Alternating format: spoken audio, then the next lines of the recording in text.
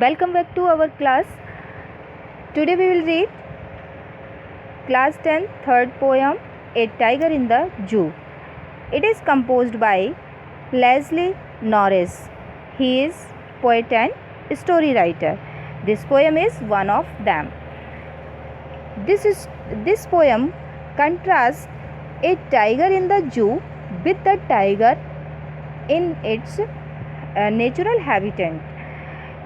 इस पोएम में पोएट ने कंट्राडिक्ट बताया, एक कंट्रास्ट बताया, लाइफ बताई है एक टाइगर की जब वो जू में रहता है और एक टाइगर जो कि नेचुरल हैबिटेट में रहता है। तो किस टाइप की लाइफ सर्वाइव करता है, क्या एंजॉय करता है लाइफ को वो जू में या नहीं करता है, या नेचुरल हैबिटेट में वो फ्रीली रहता है। इस टाइप से उसने अपनी लाइफ जो टाइगर है उसकी लाइफ को एक्सप्लेन किया है। और यहाँ पे जो टाइगर, वैसे नेचुरली जो टाइगर है, टाइगर के लिए हम इट्स का यूज़ करते हैं, बट यहाँ पे जो फर्स्ट लाइन है, फर्स्ट लाइन में ही का यूज़ किया गया है, उसको एज ए ह्यूमन बीइंग माना गया है और यहाँ पे पर्सोनिफिकेशन यूज़ किया है। तो अब हम स्टार्ट करते हैं poem the tiger in the zoo. He stalks in his vivid steps the few steps of his cage on pads of velvet quiet in his quiet race. He stacks means move slowly and walk with pride. तो जो tiger है यहाँ पे वो अपनी steps के साथ, means जो उसका बॉडी स्ट्रक्चर है स्टेप्स वाला, उसके साथ में वो मूव करता है। The few steps of his cage, अपनी केज में। यहाँ पे जू का डिस्क्रिप्शन बताया गया है कि जू में वो एक केज सलाखों के अंदर है और वहाँ पर वो कुछ स्टेप्स चलता है on pads of velvet quite, और उसके जो पैर के तलवे हैं वो बहुत ही वेलवेट की तरह, यहाँ पे मेटाफोर यूज़ किया है, वेलवेट की तरह क्वाइट, बहुत ही मखमली पंजे हैं। इन हिज क्वाइट रेस शांत गुस्से में। यहाँ पे ऑक्सीमोरन यूज़ किया है, figure of speech oxymoron. Quite means शांत और रेज मीन्स गुस्से में। शांत गुस्से में वो घूम रहा है, मीन्स जो टाइगर है यहाँ पे वो अपनी केस के अंदर कुछ स्टेप्स चलता है। Next line, he should be lurking in shadow sliding through long grass near the water hole where plump deer pass. In these lines, poet explain the life of a tiger who is living in his natural habitat। एक ऐसे tiger की बारे में describe किया है जो अपने natural habitat में है और जंगल में है, यानी कि तो जंगल में वो जो लाइफ होती है टाइगर की वो एकदम फ्री लाइफ होती है। और जो टाइगर होता है वो अपने प्रे की तरफ, प्रे के लिए घूमता है, मीन्स जो अपनी शिकार है, शिकार के लिए वो वाटर होल, पानी के किनारे जाता है, पोखर के पास जाता है और वहाँ पर ही should be lurking in shadow, जो कि जो टाइगर है वो एक छाया में, बड़े बड़े झाड़ों की छाया में वो छुप जाता है। स्लाइडिंग थ्रू लॉन्ग ग्रास, लंबी लंबी जो घास है उसमें धीमे धीमे वो अपने शिकार के लिए, लर्किंग मीन्स होता है पोजीशन ऑफ अटैक, मीन्स अब घात लगाए बैठ जाता है एक छाया में घास की, और नियर द वाटर होल के पास में, पोखर के पास में वो बैठ जाता है, झरने के पास में बैठ जाता है। Where plump deer pass, plump means मोटे मोटे से गोल मटोल, डियर पास हिरन पास होते हैं। तो यहाँ पे क्या है कि जो टाइगर है वो अपने शिकार के लिए बड़ी बड़ी घास के पीछे धीमे से बैठ जाता है, खिसक जाता है और फिर वहीं से जो हिरन है वो निकलते हैं झरने के पास जाने के लिए, तो वो वहाँ पे शिकार की घात लगाए बैठा हुआ है। ही should B snarling around houses at the jungles is wearing his white fangs, his claws terrorizing the blaze। Actually में क्या होता है कि जो ह्यूमन बीइंग हैं उन्होंने जंगल को काट दिया है, छोटा कर दिया है, तो और जंगल किनारे घर बना लिए हैं। तो वहाँ पे जो टाइगर है, टाइगर जंगल में घूमते घूमते घरों के पास आ जाता है। तो he should be snarling around houses, दहाड़ते हुए, नालिंग मीन्स दहाड़ते हुए, वह घरों के चारों ओर दहाड़ता हुआ आता है। एट द जंगल से, जंगल के किनारे पे जो है, baring his white fangs, fangs means लंबे लंबे जो दांत है उसके नुकीले दांत, और बारिंग मीन्स शोइंग, वो अपने वाइट लंबे लंबे दांतों को दिखाता है, मतलब उनको डराता है। हिज क्लॉज, अपने पंजों से डराता है। टेरराइजिंग द ब्लेज, जो ब्लेज पीपल हैं उनमें भय पैदा कर देता है, उनको डरा देता है, टेरर क्रिएट कर देता है अपने फैंग से और क्लाउ से। बट he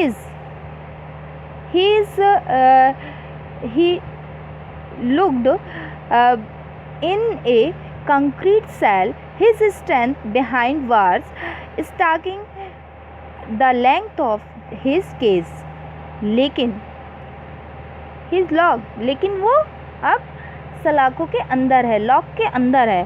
यहाँ पे फिर से कन्वर्ट कर देते हैं पोइट, फिर से वही लाइव बता रहे हैं जो जू में है एक टाइगर की, कि वो लॉक में बंद है।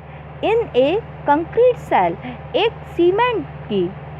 सीमेंट की बनी हुई दीवारों वाली एक सेल में वो बंद है, लॉकअप में बंद है। His strength behind the walls, और जो उसकी ताकत है वो वार के अंदर है।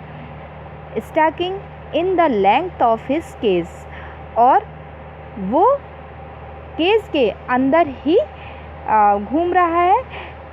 इग्नोरिंग विजिटर्स, और जो विजिटर्स हैं उनको इग्नोर कर रहा है। वैसे तो आप सभी लोग जानते हैं कि जो टाइगर है वो ह्यूमन मीट खाता है, तो ह्यूमन बीइंग को देखता है तो वो खा लेता है। तो यहाँ पे वो इग्नोर कर रहा है, यहाँ पे वो अपने नेचुरल जो हैबिट है उसको वो इग्नोर कर रहा है और बिल्कुल होपलेस है। वो कुछ भी नहीं कर पा रहा है अपने प्रे के लिए, शिकार के लिए कुछ भी नहीं कर पा रहा है, और वो एकदम होपलेस है और बहुत ही हताश है। He hears the last voice at night, और वह रात को जो गाड़ी द पेट्रोलिंग कार्स, जो रात को कार चलती हैं उन कारों की आवाज़ है उसको वो सुनता है। And stars with his brilliant eyes at the brilliant stars, और वो अपनी आँखों से ब्रिलियंट स्टार, जो चमकते हुए तारे हैं, उनको देखता है और घूरता रहता है। तो in this poem poet explain the poor condition of A tiger in the zoo, कि जो चीज़ वैसे भी आप जानते हैं कि जो जहाँ पे उसका घर होता है वहीं वो फ्रीली रह सकता है। जैसे कि टाइगर है, टाइगर को जंगल में रहना चाहिए तो वो जंगल में फ्रीली रह सकता है और अपनी स्ट्रेंथ को दिखा सकता है। लेकिन जब उसको किसी पिंजरे में बंद कर दिया जाता है, किसी केज में बंद कर दिया जाता है, तो वो अपनी ताकत को नहीं दिखा पाता है, वो होपलेस हो जाता है और बहुत ही असहाय हो जाता है।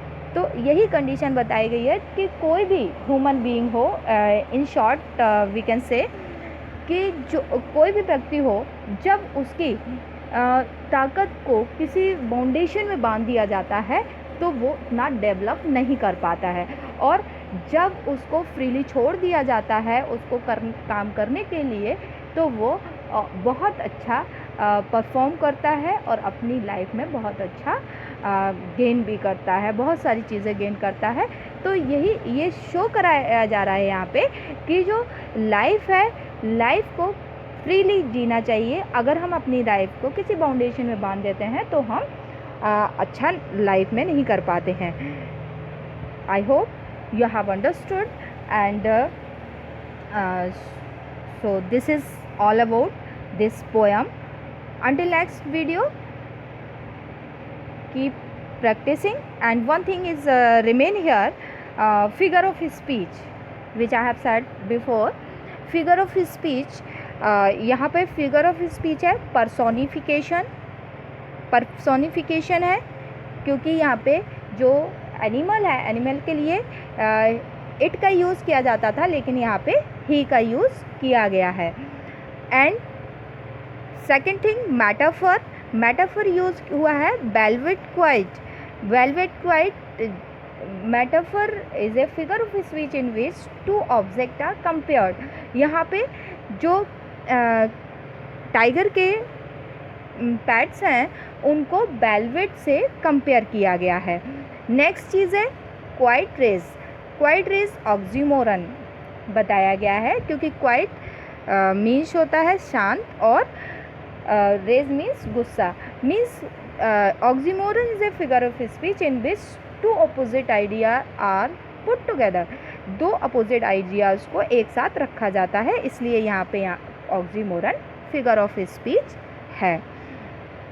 और एक और फिगर ऑफ स्पीच है एग्जाममेंट में वन थॉट्स गोस मोर देन वन लाइन।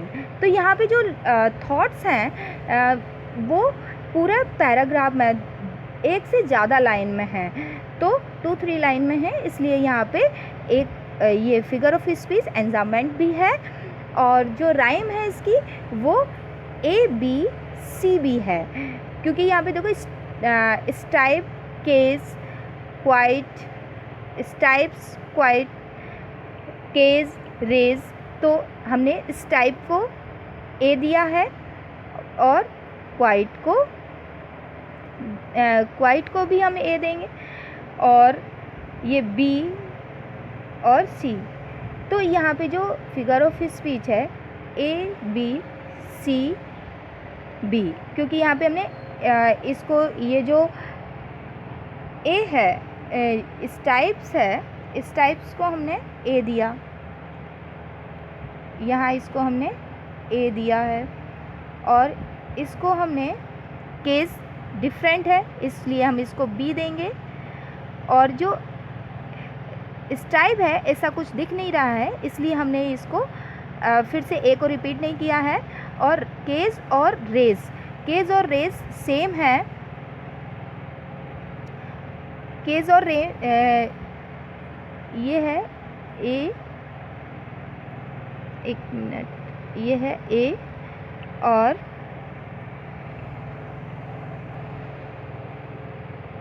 तो यहाँ पे स्टाइप्स को A देंगे, और स्टाइप जैसा कोई भी प्रोनाउंसिएशन नहीं हो रहा है, तो यहाँ पे सेकंड जो लाइन है, सेकंड लाइन में केस है, तो केस और रेज दोनों सेम है तो इनको हम B दे देते हैं। और जो क्वाइट है, क्वाइट भी डिफरेंट है इसलिए इसको C देंगे। तो इसकी फिगर जो राइम है, स्कीम है, वो है ABCB। So this is full explanation of this poem. I hope you will understand। और इस टाइप की जो पोएम है इसमें एक ही क्वेश्चन बहुत ही ज़्यादा इम्पॉर्टेंट बनता है कि what is the difference between the life of A tiger in the zoo and the tiger in its habitat. So video, until next video, keep practicing and keep learning. Have a nice day.